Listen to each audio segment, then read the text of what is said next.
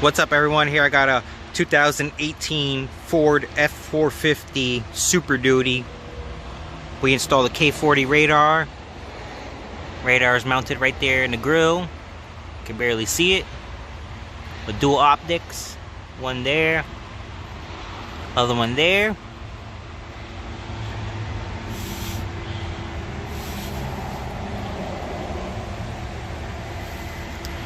Take you inside.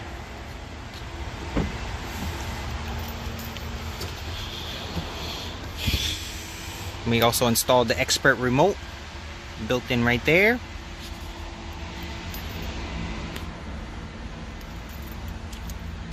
LEDs mounted in the cluster.